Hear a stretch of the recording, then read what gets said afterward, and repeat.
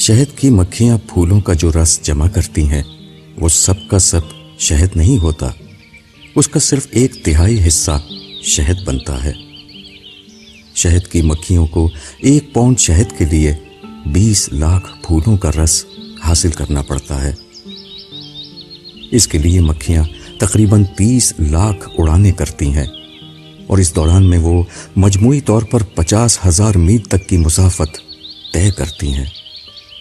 رس جب مطلوبہ مقدار میں جمع ہو جاتا ہے تو اس کے بعد شہد سازی کا عمل شروع ہوتا ہے۔ شہد اپنے ابتدائی مرحلے میں پانی کی طرح رقیق ہوتا ہے۔ شہد تیار کرنے والی مکھیاں اپنے پروں کو پنکھے کی طرح استعمال کر کے فاضل پانی کو بھاپ کی مانند اڑا دیتی ہیں۔ جب یہ پانی اڑ جاتا ہے تو اس کے بعد ایک میٹھا سیال باقی رہ جاتا ہے جس کو مکھیاں چوس لیتی ہیں۔ مکھیوں کے منہ میں ایسے غدود ہوتے ہیں جو اپنے عمل سے اس میٹھے سیال مادہ کو شہد میں تبدیل کر دیتے ہیں۔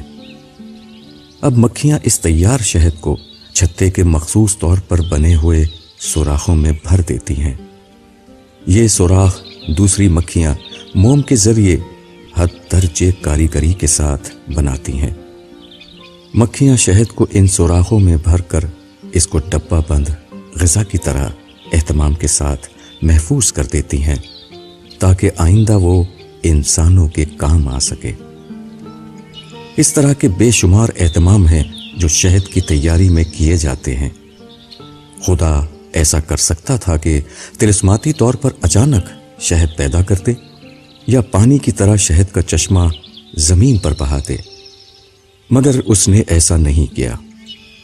خدا ہر قسم کی قدرت کے باوجود شہد کو اسباب کے ایک حد درجے کامل نظام کے تحت تیار کرتا ہے تاکہ انسان کو سبق ہو، وہ جانے کہ خدا نے دنیا کا نظام کس ڈھنگ پر بنایا ہے اور کن قوانین و آداب کی پیروی کر کے خدا کی اس دنیا میں کوئی شخص کامیاب ہو سکتا ہے۔ شہد کی مکھی جس طرح عمل کرتی ہے اس کو ایک لفظ میں منصوبہ بند عمل کہہ سکتے ہیں۔ یہی اصول انسان کے لیے بھی ہے۔ انسان بھی صرف اس وقت کوئی بامعنی کامیابی حاصل کر سکتا ہے جبکہ وہ منصوبہ بند عمل کے ذریعے اپنے مقصد تک پہنچنے کی کوشش کرے۔ منظم اور منصوبہ بند عمل ہی اس دنیا میں کامیابی حاصل کرنے کا واحد یقینی طریقہ ہے، شہد کی مکھی کے لیے بھی اور انسان کے لیے بھی۔ مغرب کی طرف پھیلی ہوئی پہاڑیوں کے اوپر سورج ڈوب رہا تھا۔ آفتابی گولے کا آدھا حصہ پہاڑ کی چوٹی کے نیچے جا چکا تھا اور آدھا حصہ اوپر دکھائی دیتا تھا۔ تھوڑی دیر کے بعد پورا سورج ابھری ہوئی پہاڑیوں کے پیچھے ڈوب گیا۔ اب چاروں طرف اندھیرا چھانے لگا۔ سورج دھیرے دھیرے اپنا اجالا سمیٹتا جا رہا تھا۔ بظاہر ایسا معلوم ہوتا تھا کہ سارا ماحول گہری تاریکی میں ڈوب جائے گا، مگر عین اس وقت جبکہ یہ عمل ہو رہا تھا، آسمان پر دوسری طرف ایک اور روشنی کا ظاہر ہونا شروع ہوئی۔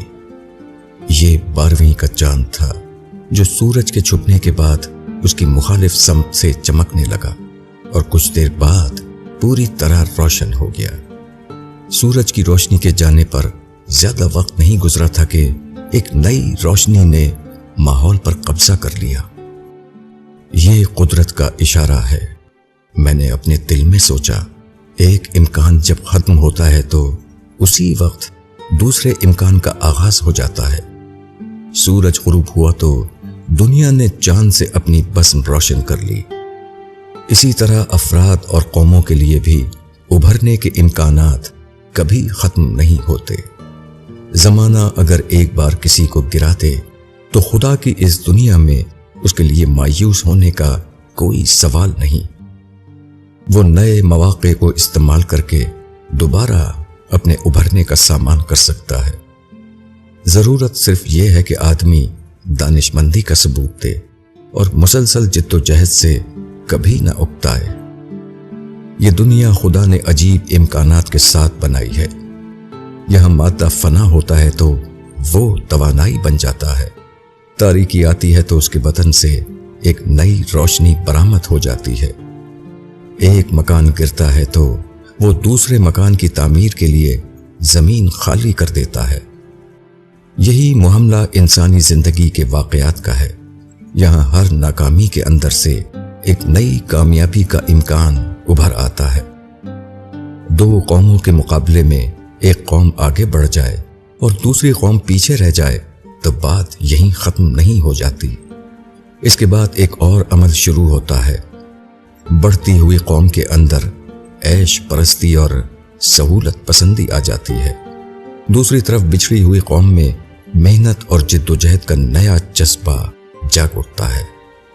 اس کا مطلب یہ ہے کہ خدا کی اس دنیا میں کسی کے لیے پست ہمت یا مایوس ہونے کا سوال نہیں۔ حالات خواہ بظاہر کتنے ہی ناموافق دکھائی دیتے ہوں، اس کے آس پاس آدمی کے لیے ایک نئی کامیابی کا امکان موجود ہوگا۔ آدمی کو چاہیے کہ اس نئے امکان کو جانے اور اس کو استعمال کر کے اپنی کھوئی بازی کو دوبارہ جیت لے۔ ایک شخص نے اپنا ایک تجربہ لکھا ہے کہ ایک ماہی گیر نے ایک بار مجھے بتایا کہ کیکڑے کی ٹوکری پر کسی کو ڈھکن لگانے کی ضرورت نہیں۔ اگر ان میں سے کوئی کیکڑا ٹوکری کے کنارے سے نکلنا چاہتا ہے تو دوسرے وہاں پہنچتے ہیں اور اس کو پیچھے کی طرف کھینچ لیتے ہیں۔ کیکڑے کی یہ فطرت یقیناً خدا نے بنائی ہے۔ دوسرے لفظوں میں کیکڑے کا یہ طریقہ ایک خدائی طریقہ ہے۔ کیکڑے کی مثال سے خدا انسانوں کو بتا رہا ہے کہ انہیں اپنی اجتماعی زندگی کو کس طرح چلانا چاہیے۔ اجتماعی زندگی میں اتحاد کی بے حد اہمیت ہے، اور اتحاد قائم کرنے کی بہترین تدبیر وہی ہے جو کیکڑے کی دنیا میں خدا نے قائم کر رکھی ہے۔ کسی انسانی مجموعے کے افراد کو اتنا باشعور ہونا چاہیے کہ اگر ان میں سے کوئی شخص ذہنی انحراف کا شکار ہو اور اپنے مجموعے سے جدا ہونا چاہے تو دوسرے لوگ اس کو پکڑ کر دوبارہ اندر کی طرف کھینچ لیں۔ ٹوکری کے افراد اپنے کسی شخص کو ٹوکری کے باہر نہ جانے دیں۔ اسلامی تاریخ میں اس کی ایک شاندار مثال حضرت سعد بن عبادہ انصاری کی ہے۔ رسول اللہ صلی اللہ علیہ وسلم کی وفات کے بعد خلافت کے مسئلے پر ان کے اندر انحراف پیدا ہوا۔ بیشتر صحابہ اس پر متفق تھے کہ قبیلہ قریش کے کسی شخص کو خلیفہ بنایا جائے، مگر سعد بن عبادہ کے ذہن میں یہ آیا کہ خلیفہ انصار کا کوئی شخص ہو یا پھر دو خلیفہ بنائے جائیں، ایک مہاجرین میں سے اور دوسرا انصار میں سے۔ مگر تاریخ بتاتی ہے کہ سعد بن عبادہ کے قبیلے کے تمام لوگ اپنے سردار کی راہ میں رکاوٹ بن گئے۔ انہوں نے سعد بن عبادہ کو کھینچ کر دوبارہ ٹوکری میں ڈال لیا اور ان کو اس سے باہر جانے نہیں دیا۔ مولانا وحید الدین خان۔ سنبھل کر چلیے۔ چھوٹے جانوروں کو ندی پار کرنا ہو تو وہ پانی میں تیزی سے چل کر نکل جاتے ہیں، مگر ہاتھی جب کسی ندی کو پار کرتا ہے تو وہ تیزی سے چلنے کے بجائے ہر قدم پر رک رک کر چلتا ہے۔ وہ ہر قدم نہایت احتیاط سے رکھتا ہوا آگے بڑھتا ہے۔ اس فرق کی وجہ یہ ہے کہ چھوٹے جانوروں کے لیے کوئی خطرہ نہیں۔ پانی کے نیچے مٹی نرم ہو یا سخت، ان کا ہلکا پھلکا جسم بآسانی اس سے گزر جاتا ہے، مگر ہاتھی غیر معمولی طور پر بڑا جانور ہے۔ بھاری جسم کی وجہ سے اس کے لیے یہ خطرہ ہے کہ نیچے کی مٹی اگر نرم ہو اور اس کا پاؤں اس میں دھنس جائے تو اس کے لیے اس سے نکلنا سخت مشکل ہو جائے گا۔ یہی وجہ ہے کہ ہاتھی جب تک یہ نہ دیکھ لے کہ نیچے کی سطح مضبوط ہے وہ قدم آگے نہیں بڑھاتا۔ ہر بار جب وہ قدم رکھتا ہے تو اس پر اپنا پورا بوجھ نہیں ڈالتا، وہ ہلکا قدم رکھ کر پہلے اس کی نرمی اور سختی کو آزماتا ہے، اور جب اندازہ کر لیتا ہے کہ زمین سخت ہے اسی وقت اس پر اپنا پورا بوجھ رکھ کر آگے بڑھتا ہے۔ یہ طریقہ ہاتھی کو کس نے سکھایا؟ جواب یہ ہے کہ خدا نے۔ اس کا مطلب یہ ہے کہ ہاتھی کے اس طریقے عمل کو خدائی تصدیق حاصل ہے۔ گویا زندگی کے لیے خدا کا بتایا ہوا سبق یہ ہے کہ جب راستے میں کسی خطرے کا اندیشہ ہو تو اس طرح نہ چلا جائے جس طرح بے خطر راستے پر چلا جاتا ہے، بلکہ ہر قدم سنبھل سنبھل کر رکھا جائے، زمین کی قوت کا اندازہ کرتے ہوئے آگے بڑھا جائے۔ انسان کو خدا نے ہاتھی سے زیادہ عقل دی ہے۔ جہاں بارود کے ذخیرے ہوں وہاں آدمی دیا سلائی نہیں جلاتا۔ جس ٹرین میں پیٹرول کے ڈبے لگے ہوئے ہوں اس کا ڈرائیور بے احتیاطی کے ساتھ اس کی شینٹنگ نہیں کرتا۔ مگر اسی اصول کو اکثر لوگ سماجی زندگی میں بھول جاتے ہیں۔ ہر سماج میں طرح طرح کے انسان ہوتے ہیں اور وہ طرح طرح کے حالات پیدا کیے رہتے ہیں۔ سماج میں کہیں دلدل ہوتا ہے اور کہیں پیٹرول، کہیں کانٹا ہوتا ہے اور کہیں گڑھا۔ عقل مند وہ ہے جو اس قسم کے سماجی مواقع سے بچ کر نکل جائے، نہ کہ اس سے الجھ کر اپنے راستے کو کھوٹا کرے۔ جس آدمی کے سامنے کوئی مقصد ہو وہ راستے کی ناخوشگواریوں سے کبھی نہیں الجھے گا، کیونکہ وہ جانتا ہے کہ ان سے الجھنا اپنے آپ کو مقصد سے دور کر لینا ہے۔ مقصد آدمی کی توجہ آگے کی طرف ہوتی ہے، نہ کہ دائیں بائیں کی طرف۔ وہ مستقل نتائج پر نظر رکھتا ہے، نہ کہ وقتی کارروائیوں پر۔ وہ حقیقت کی نسبت سے چیزوں کو دیکھتا ہے، نہ کہ ذاتی خواہشات کی نسبت سے۔ مولانا وحید الدین خان۔ قدرت کی مثال۔ شکاریات کے ایک ماہر نے لکھا ہے کہ شیر اکثر اس وقت آدم خور بنتے ہیں جبکہ وہ اتنے بوڑھے ہو جائیں کہ وحشی جانوروں کو نہ پکڑ سکیں، مگر 10 میں سے 9 آدم خور شیر وہ ہیں جن کو غلط شکاری زخمی کر دیتے ہیں۔ Times of India 21 May 1994۔ The big cats turn into man-eaters often when they are too old to hunt and trap wild animals. But 9 times out of 10, they do so because a hunter has wounded them. شیر اپنی فطرت کے اعتبار سے آدم خور نہیں، مگر وہ تمام جانوروں میں سب سے زیادہ دشمن خور ہے۔ شیر جس کو اپنا دشمن سمجھ لے اس کو وہ کسی حال میں نہیں بخشتا۔ عام حالات میں شیر کسی انسان کو دیکھتا ہے تو کترا کر نکل جاتا ہے، لیکن ایسے شکاری جن کے پاس اچھے ہتھیار نہ ہوں اور اناڑی پن کے ساتھ شیر پر فائر کریں، وہ اکثر اس کو مار نہیں پاتے بلکہ زخمی کر کے چھوڑ دیتے ہیں۔ یہی وہ شیر ہیں جو مردم خور بن جاتے ہیں۔ وہ انسان کو اپنا دشمن سمجھ لیتے ہیں اور جب بھی انسانی صورت میں کسی شخص کو دیکھتے ہیں تو اس کو ختم کیے بغیر نہیں رہتے۔ یہ زندگی کا ایک قانون ہے۔ وہ جس طرح شیر اور انسان کے لیے درست ہے اسی طرح وہ انسان اور قوم کے لیے بھی درست ہے۔ ایک انسان کا معاملہ ہو یا ایک قوم کا، دونوں صورتوں میں دنیا کا اصول یہی ہے، جس دشمن کو آپ ہلاک نہیں کر سکتے اس کو زخمی بھی نہ کیجیے، کیونکہ زخمی دشمن آپ کے لیے پہلے سے بھی زیادہ بڑا دشمن ثابت ہوتا ہے۔ ایک شخص آپ کا دشمن ہو اور آپ کافی تیاری کے بغیر اس پر وار کریں تو یہ اپنی قبر خود اپنے ہاتھ سے کھودنا ہے۔ اس قسم کے اقدام کے پیچھے بے صبری کے سوا اور کچھ نہیں۔ جن لوگوں کے اندر صلاحیت نہیں کہ وہ سوچ سمجھ کر منصوبہ بنائیں اور خاموش جدوجہد کے ذریعے اپنے آپ کو مضبوط اقدام کے قابل بنائیں، یہی وہ لوگ ہیں جو دشمن پر سطحی وار کر کے دشمن کو اور زیادہ دشمن بنا لیتے ہیں اور بعد میں شکایت اور احتجاج کا دفتر کھول دیتے ہیں۔ حالانکہ اس دنیا میں نہ جھوٹے اقدام کی کوئی قیمت ہے اور نہ جھوٹی شکایتوں کی۔ زندگی کی قوت۔ گھر کے آنگن میں ایک بیل اگی ہوئی تھی۔ مکان کی مرمت ہوئی تو وہ ملبے کے نیچے دب گئی۔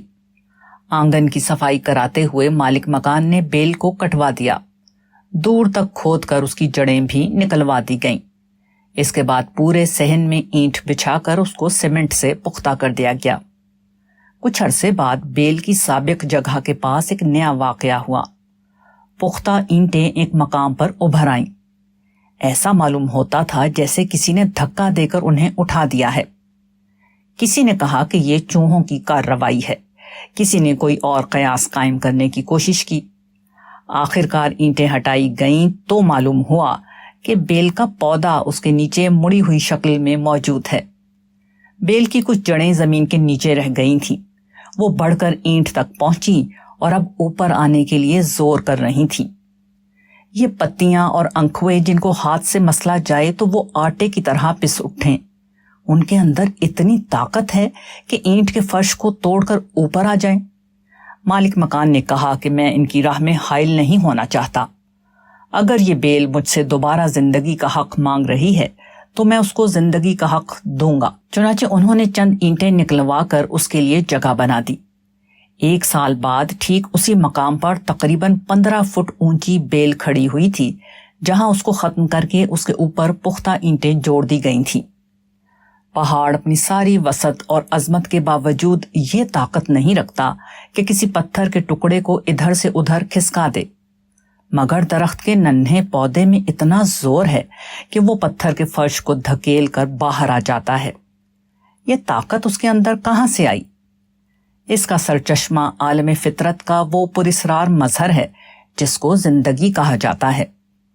زندگی اس کائنات کا حیرت انگیز واقعہ ہے۔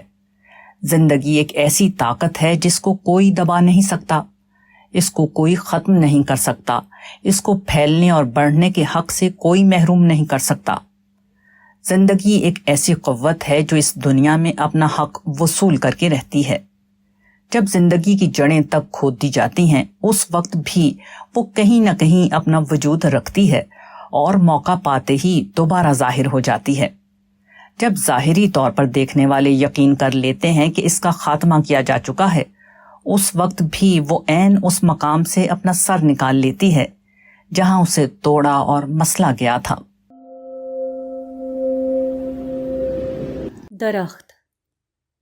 درخت کا ایک تنا ہوتا ہے اور دوسرا حصہ اس کی جڑیں۔ کہا جاتا ہے کہ درخت کا جتنا حصہ اوپر ہوتا ہے تقریباً اتنا ہی حصہ زمین کے نیچے جڑ کی صورت میں پھیلا ہوتا ہے۔ درخت اپنے وجود کے نصف حصے کو سرسبز و شاداب حقیقت کے طور پر اس وقت کھڑا کر پاتا ہے جبکہ وہ اپنے وجود کے بقیہ نصف حصے کو زمین کے نیچے دفن کرنے کے لیے تیار ہو جائے۔ درخت کا یہ نمونہ انسانی زندگی کے لیے اللہ تعالیٰ کا سبق ہے۔ اس سے معلوم ہوتا ہے کہ زندگی کی تعمیر اور استحکام کے لیے لوگوں کو کیا کرنا چاہیے۔ ایک مغربی مفکر نے لکھا ہے، root downward, fruit upward. That is the divine protocol. The rose comes to perfect combination of color line and aroma atop a tall stem. Its perfection is achieved, however, because first a root went down into the homely matrix of the common earth. Those who till the soil or garden understand the analogy. Our interests have so centered on gathering the fruit that it has been easy to forget the cultivation of the root. We cannot really prosper and have plenty without first rooting in a life of sharing. The horn of plenty does not stay full unless first there is rooting in sharing. جڑ نیچے کی طرف، پھل اوپر کی طرف، یہ خدا کا اصول ہے۔ گلاب کا پھول رنگ اور خوشبو کا ایک معیاری مجموعہ ہے جو ایک تنے کے اوپر ظاہر ہوتا ہے، مگر اس کا معیار اس طرح حاصل ہوتا ہے کہ پہلے ایک جڑ نیچے مٹی کے اندر گئی۔ وہ لوگ جو زمین میں کھیتی کرتے ہیں یا باغ لگاتے ہیں وہ اس اصول کو جانتے ہیں، مگر ہم کو پھل حاصل کرنے سے اتنی زیادہ دلچسپی ہے کہ ہم جڑ جمانے کی بات آسانی سے بھول جاتے ہیں۔ ہم حقیقتاً ترقی اور خوشحالی حاصل نہیں کر سکتے جب تک ہم مشترک زندگی میں اپنی جڑیں داخل نہ کریں۔ مکمل خوشحالی مشترک زندگی میں جڑیں قائم کیے بغیر ممکن نہیں۔ درخت زمین کے اوپر کھڑا ہوتا ہے مگر وہ زمین کے اندر اپنی جڑیں جماتا ہے۔ وہ نیچے سے اوپر کی طرف بڑھتا ہے، نہ کہ اوپر سے نیچے کی طرف۔ درخت گویا قدرت کا معلم ہے جو انسان کو یہ سبق دے رہا ہے کہ اس دنیا میں داخلی استحکام کے بغیر خارجی ترقی ممکن نہیں۔ پانے سے پہلے۔ انگریزی کا مقولہ ہے کہ ہم دیتے ہیں تب ہی ہم پاتے ہیں۔ In giving that we receive. دنیا کے بنانے والے نے دنیا کا یہ قانون مقرر کیا ہے کہ یہاں جو دیتا ہے وہی پاتا ہے۔ جس کے پاس دینے کے لیے کچھ نہ ہو اس کے لیے پانا بھی اس دنیا میں مقدر نہیں۔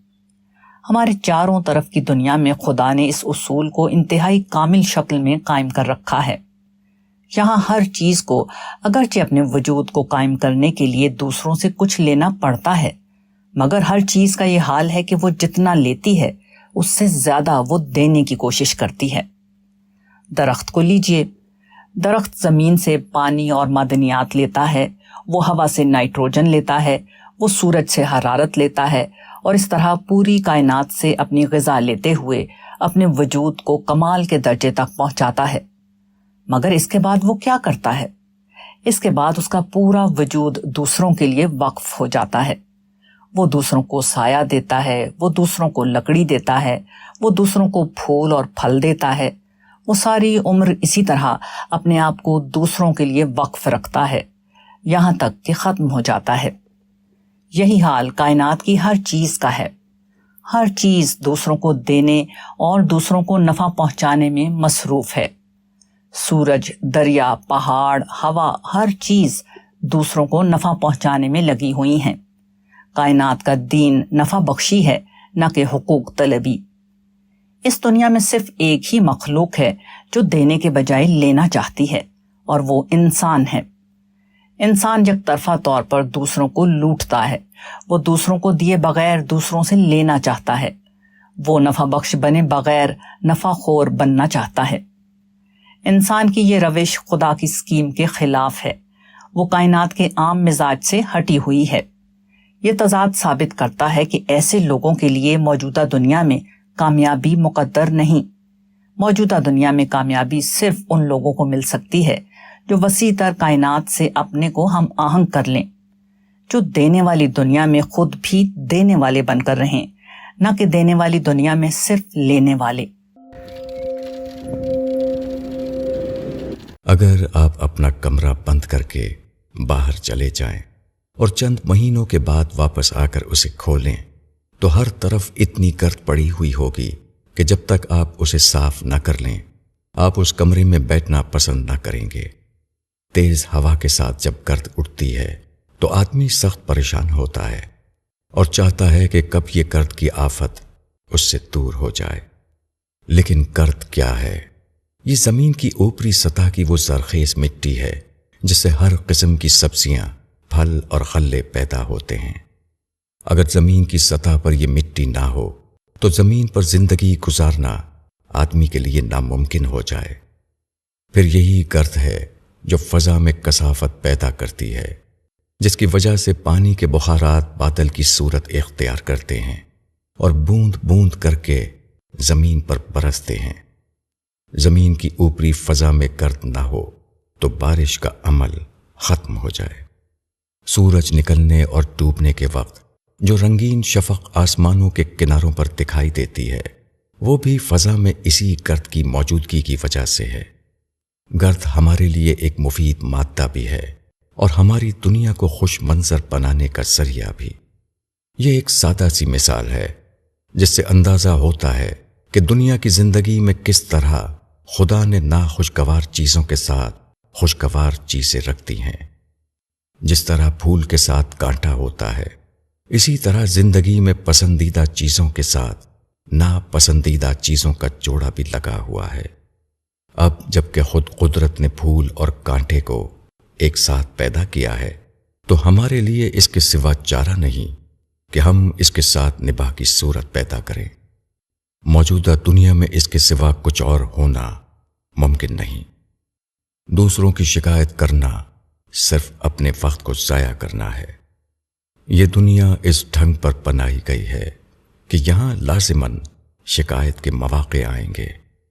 عقل مند آدمی کا کام یہ ہے کہ وہ اس کو بھول جائے، وہ شکایت کو نظر انداز کر کے اپنے مقصد کی طرف اپنا سفر جاری رکھے۔ قدرت کا قانون۔ ہیری ایمرسن فوسٹک نے زندگی کی ایک حقیقت کو ان الفاظ میں بیان کیا ہے: کوئی بھاپ یا گیس اس وقت تک کسی چیز کو نہیں چلاتی جب تک اس کو مقید نہ کیا جائے۔ کوئی نیاگرا اس وقت تک روشنی اور طاقت میں تبدیل نہیں ہوتا جب تک اس کو سرنگ میں داخل نہ کیا جائے۔ کوئی زندگی اس وقت تک ترقی نہیں کرتی جب تک اس کو رخ پر نہ لگایا جائے، اس کو وقف نہ کیا جائے، اس کو منظم نہ کیا جائے۔ No steam or gas ever drives anything until it is confined. No Niagara is ever turned into light and power until it is tunified. No life ever grows until it is focused, dedicated and disciplined. قدرت کا ایک ہی قانون ہے جو زندہ چیزوں میں بھی رائج ہے اور غیر زندہ چیزوں میں بھی، وہ یہ کہ ہر مطلوب چیز کو حاصل کرنے کی ایک قیمت ہے۔ جب تک وہ قیمت ادا نہ کی جائے مطلوب چیز حاصل نہیں ہوتی۔ یہاں ابھرنے کے لیے پہلے دبنا پڑتا ہے، یہاں ترقی کے درجے تک پہنچنے کے لیے عدم ترقی پر راضی ہونا پڑتا ہے، یہاں دوسروں کے اوپر غلبہ حاصل کرنے کے لیے دوسروں سے مغلوبیت کو برداشت کرنا پڑتا ہے۔ ایک بات بظاہر سادہ سی ہے مگر انسان اپنی عملی زندگی میں اکثر بھول جاتا ہے، وہ یہ کہ ہم اپنی بنائی ہوئی دنیا میں نہیں ہیں بلکہ خدا کی بنائی ہوئی دنیا میں ہیں۔ جب صورتحال یہ ہے کہ یہ دنیا اللہ کی ہے تو ہمارے لیے اس کے سوا کوئی چارہ نہیں کہ ہم اللہ تعالیٰ کے بنائے ہوئے قوانین کو جانیں اور اس کے ساتھ اپنے آپ کو ہم آہنگ کریں۔ اس کے سوا کسی اور تدبیر سے یہاں ہم اپنے لیے جگہ حاصل نہیں کر سکتے۔ جو لوگ چاہتے ہوں کہ ان پر یہ مراحل نہ گزریں اور اس کے بغیر وہ ترقی اور کامیابی کے مقام کو پا لیں، ان کو اپنی پسند کے مطابق دوسری دنیا بنانا پڑے گی، کیونکہ اللہ سبحانہ و تعالیٰ نے جو دنیا بنائی ہے اس میں تو ایسا ہونا ممکن نہیں۔ استحکام۔ اللہ تعالیٰ نے اپنی دنیا میں ہر قسم کی عملی مثالیں قائم کر دی ہیں۔ مثلاً اس نے درختوں میں 2 قسم کے درخت بنائے، ایک بیل اور دوسرے بڑے بڑے پھلدار درخت۔ بیل مہینوں میں پھیلتی ہے اور پھر مہینوں ہی میں ختم ہو جاتی ہے۔ اس کے برعکس درخت سالوں میں تیار ہوتا ہے اور پھر سالوں اور بعض اوقات صدیوں تک زمین پر قائم رہتا ہے۔ اس طرح 2 مختلف قسم کی مثالیں کھڑی کر کے خدا اپنی خاموش زبان میں یہ کہہ رہا ہے کہ ہم کیا طریقہ اختیار کریں اور کون سا طریقہ اختیار نہ کریں، کون سا کامیابی کا راستہ ہے اور کون سا ناکامی کا راستہ۔ قوم کی تعمیر کے معاملے میں ہم کو چاہیے کہ ہم بیل کی طرح نہ پھیلیں بلکہ درخت کی طرح بڑھنے کی کوشش کریں۔ بیل کا یہ حال ہوتا ہے کہ وہ آنن فانن بڑھتی ہے مگر چند ہی مہینوں میں سوکھ کر ختم ہو جاتی ہے۔ ابتدا میں چاہے وہ 1 فرلانگ تک پھیلی ہوئی نظر آئے مگر آخرکار وہ قدموں کے نیچے بھی دکھائی نہیں دیتی۔ اس کے برعکس درخت کا یہ حال ہوتا ہے کہ اگرچہ وہ سالہ سال کے انتظار کے بعد تیار ہوتا ہے مگر اس کی جڑیں مضبوط ہوتی ہیں۔ وہ جتنا اوپر دکھائی دیتا ہے اتنا ہی وہ زمین کے اندر بھی چھپا ہوتا ہے۔ وہ سطح زمین سے گزر کر اس کی گہرائیوں سے اپنے لیے غذا حاصل کرتا ہے۔ کوئی درخت جب ایک بار تیار ہو جاتا ہے تو پھر وہ 100 سال تک لوگوں کو اپنا پھل اور اپنا سایہ دیتا رہتا ہے۔ اس سے لوگوں کو صرف فائدہ ملتا ہے، کسی اعتبار سے بھی وہ لوگوں کے لیے نقصان کا سبب نہیں بنتا، وہ لوگوں کے لیے کسی قسم کا مسئلہ کھڑا نہیں کرتا۔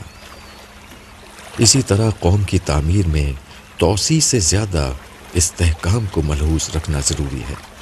استحکام کے بغیر توسیع ایسی ہی ہے جیسے بنیاد کے بغیر مکان کی تعمیر۔ جو معاملہ درخت کا ہے وہی انسانی زندگی کا بھی ہے۔ اگر آپ ٹھوس اور دیر پا تعمیر چاہتے ہیں تو اس کے لیے آپ کو صبر آزما انتظار کے مرحلے سے گزرنا ہوگا اور لمبے عرصے تک مسلسل محنت کرنی پڑے گی۔ لیکن اگر آپ بچوں کا گھروندہ بنانا چاہتے ہوں تو پھر صبح و شام میں ایسا گھروندہ بن کر تیار ہو سکتا ہے۔ البتہ ایسی حالت میں آپ کو اس حادثے کا سامنا کرنے کے لیے بھی تیار رہنا چاہیے کہ جتنی دیر میں آپ کا گھروندہ بن کر کھڑا ہوا ہے اس سے بھی کم مدت میں وہ دوبارہ زمین بوس ہو جائے۔ ٹوٹنے کے بعد آپ لکڑی کو توڑیں تو وہ ٹوٹ کر 2 ٹکڑے ہو جائے گی، اس کا ٹوٹنا ہمیشہ کے لیے ٹوٹنا بن جائے گا۔ لکڑی اپنے وجود کو دوبارہ پہلے کی طرح ایک نہیں بنا سکتی، مگر زندہ چیزوں کا معاملہ اس کے بالکل برعکس ہے۔ زندہ چیز ٹوٹنے کے بعد بھی زندہ رہتی ہے۔ ایک زندہ امیبا جب ٹوٹتا ہے تو وہ 2 زندہ امیبا بن جاتا ہے۔ ہماری دنیا میں اس طرح کے واقعات خدا کی عظیم نشانی ہیں۔ وہ بتاتے ہیں کہ ایک زندہ انسان کے لیے خدا نے اس دنیا میں کتنا بڑا امکان چھپا رکھا ہے۔ یہ امکان کہ اس کی کوئی بھی شکست آخری شکست نہ بنے، کوئی بھی حادثہ اس کو آخری طور پر ختم نہ کر پائے۔ ایک زندہ چیز یا ایک زندہ انسان کو کبھی توڑا نہیں جا سکتا۔ زندہ چیز اگر ٹوٹتی ہے تو اس کا ہر حصہ ایک نئے زندہ وجود کی شکل اختیار کر لیتا ہے اور نتیجتاً پہلے سے زیادہ عظیم بن جاتا ہے۔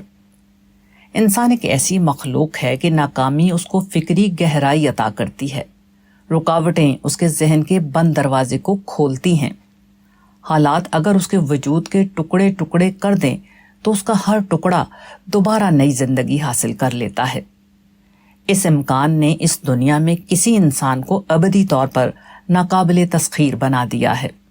شرط یہ ہے کہ وہ زندہ ہو، وہ ٹوٹنے کے بعد دوبارہ اپنی قوتوں کو متحد کرنا جانتا ہو، بازی کھونے کے بعد وہ اپنا حوصلہ نہ کھوئے، ایک کشتی ٹوٹنے کے بعد وہ دوبارہ نئی کشتی کے ذریعے اپنا سفر شروع کر سکے۔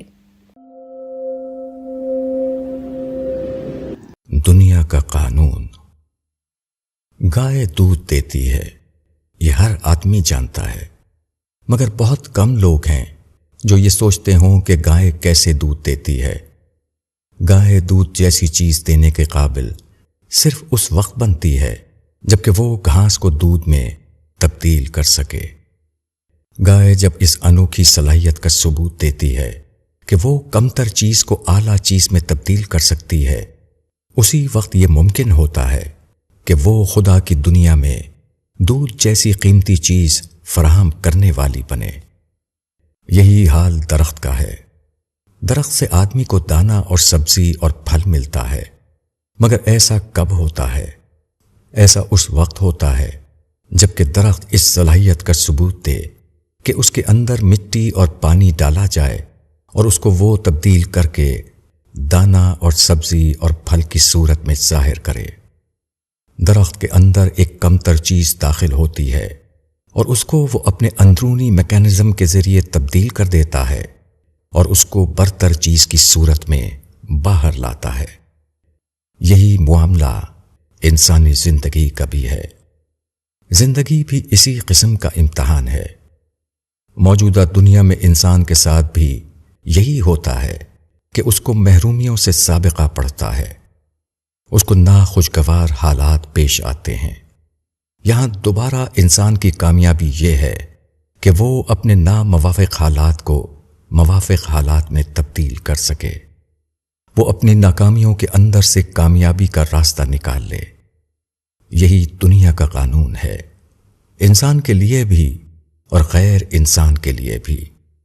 جو کوئی اس خاص صلاحیت کا ثبوت دے وہی اس دنیا میں کامیاب ہے، اور جو اس صلاحیت کا ثبوت دینے میں ناکام رہے وہ خدا کی اس دنیا میں اپنے آپ کو ناکامی سے بھی نہیں بچا سکتا۔ خدا کی گائے گویا خدا کی مرضی کا اعلان ہے۔ وہ بتاتی ہے کہ اس دنیا میں خدا کو ہم سے کیا مطلوب ہے۔ خدا کو ہم سے یہ مطلوب ہے کہ ہمارے اندر گھاس داخل ہو اور وہ دودھ بن کر باہر نکلے۔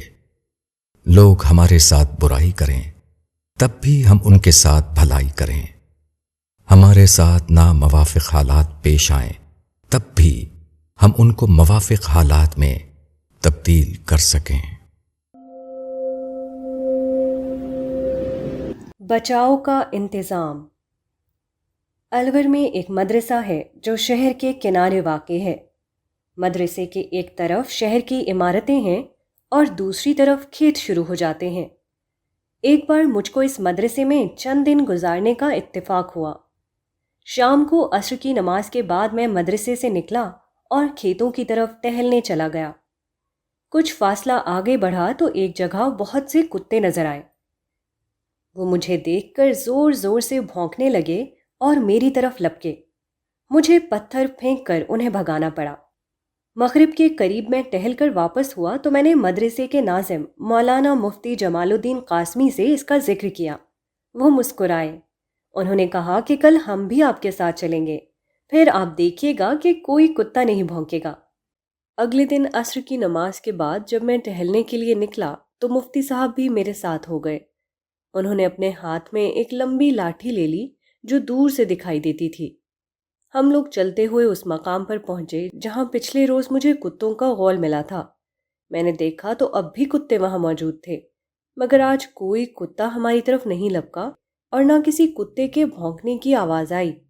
ہم سکون کے ساتھ اس مقام سے گزر گئے اور کتے ہماری طرف متوجہ ہونے کے بجائے اپنے مشغلوں میں لگے رہے۔